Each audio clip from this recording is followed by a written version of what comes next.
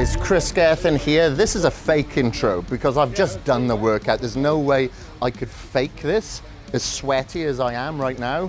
But I've just done a workout with Tito Raymond. Tito Raymond, I sound like a little schoolgirl now because he's like a childhood hero of mine. Him and Mike O'Hearn were the two guys that I really looked up to when I was back in Wales. I was working in a wood furniture warehouse.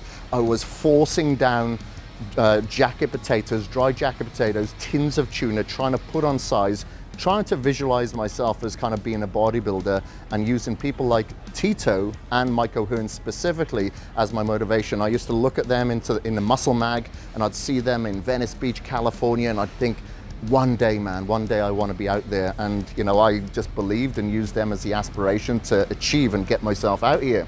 So today I had the opportunity to really live that belief by getting trained by Tito Raymond. I contacted Tito last week knowing that I was going to come down here to Gold's Gym Venice, the Mecca in California, and asked him, look, do you mind if I get in a session with you? You know, because we've been trying to organize that for a long time now. Either I've got too busy or he's away or vice versa, but today we made it happen.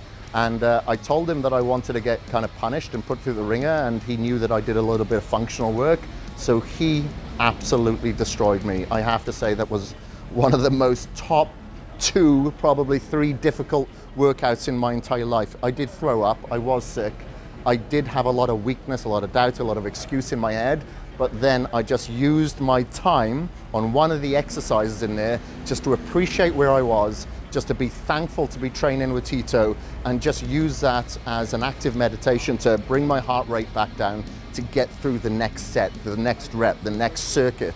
And we did it. It was good. I'm really, really happy that we did it because I can take what I've learned away with me now and incorporate that into my workouts. And that's what I love about bodybuilding. It's all a journey. It's all an evolution. It's all about learning and using that in your ammo to become more forceful the next time that you go into battle. So very happy, and I'm hoping that you'll watch this and take something away with you that you can apply into your workouts as well. So I'd just like to say, let's get in there, but I'm gonna say, let's get the F out of here. I need to recover.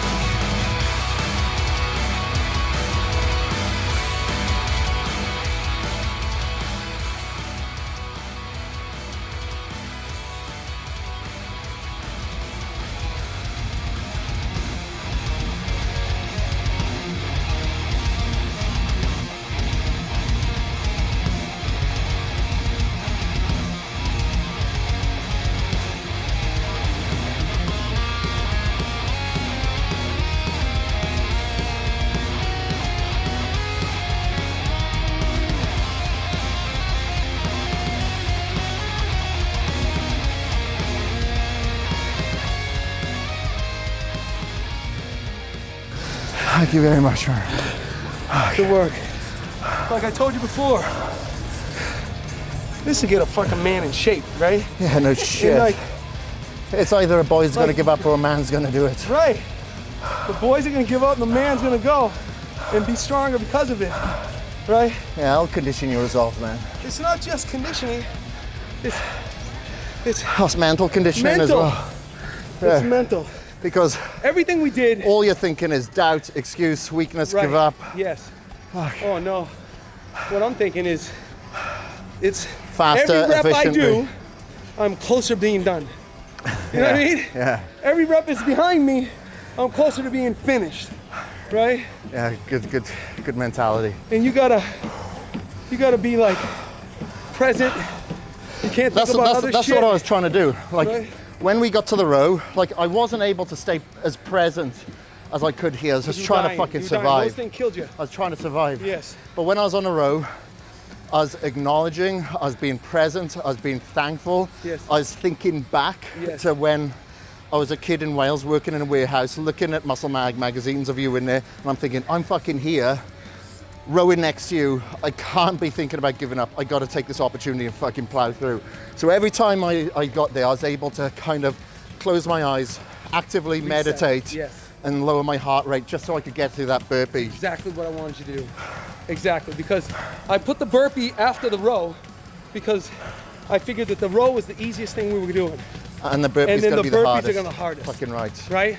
So the burpees, they got our chest and shoulders, they got our core, and they got our legs. Legs, man. The legs, jumping over the thing. I clipped it a couple times. Knowing that so did I. Knowing that you had that and not like a rope to jump Right, over right. or a barbell or Right. whatever. It's like, fuck, you have to Have force to yourself be. and you have to be present. You gotta have your feet together. You gotta be present in your stance. You gotta hop over laterally. We're incorporating a lot of core abs, right? The deadlift. It's all what was going on here.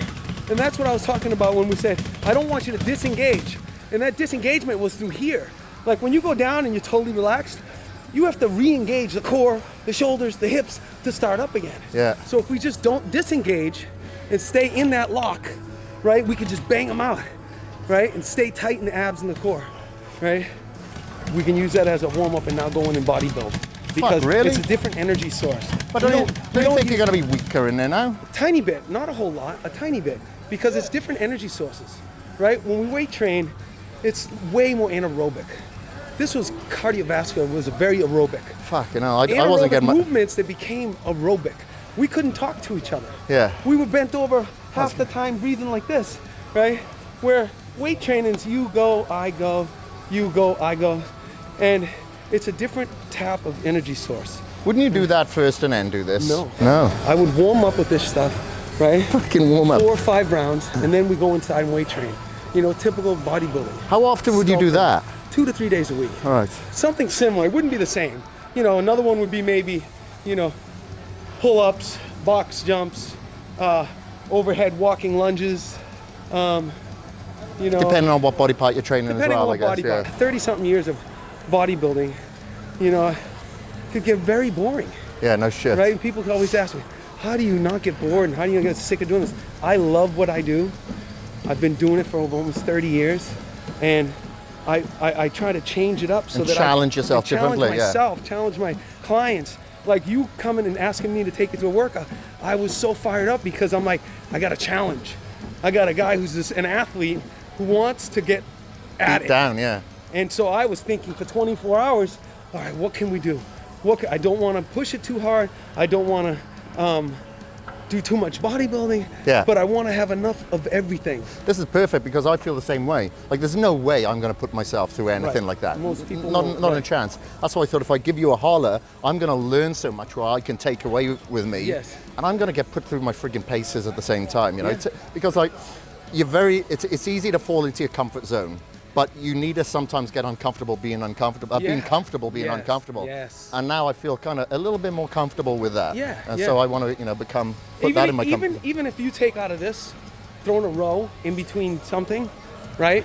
Or throwing the jump rope in between something, or putting them together every now and then, like good little combos of each. No, I like that. You know, because I've you been take that with separating you. everything. You know, because I've been doing like a lot, like I said, a lot of this endurance work. Yes. But like I come in, do my typical gym stuff, Right. and then go out there on the Right, trails or on the right, bike or right. something. But this is a good combo. And if you think about it, when you're in the middle of your Ironman and you're heaving and that lung capacity, right?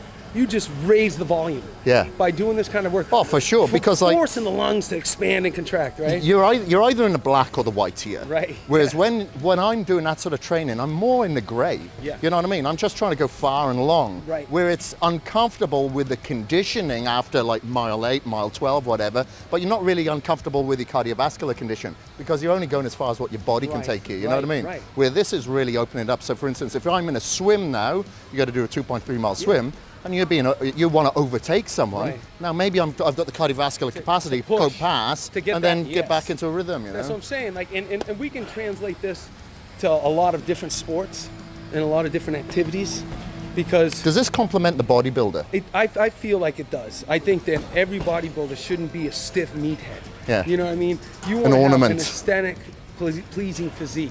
And in order to acquire that, you've got to be able to move. You got to be athletic. You know, I mean, the whole reason, you know, this started was because, you know, bodybuilders were like the athletes. You know, Yeah. they look like athletes. Yeah. They were aesthetically pleasing. And over the decades, it's just gotten out of control. You look at now the top Olympian athletes, and not one of them could probably dribble a basketball down a court. Not one of them could run Unless from you're filthy. first base to second base. You know what I mean? Without huffing and puffing. Yeah. And I think that they just made too much emphasis on size. Yeah, for sure. And not enough on aesthetics. Yeah, yeah. You know, I think totally they're agree. trying by bringing the classic physique in. I thought that was a great. But that's starting to push the envelope now. You know, it's Yeah. like, you know, Danny won it the first time. Now Right. he's the small guy up there. Right. You know, it's unfortunate because it looks like the bodybuilders are starting to dominate that already Yeah. within 3 years. Yeah. But, you know, that's what happens, isn't it, you know? Yeah.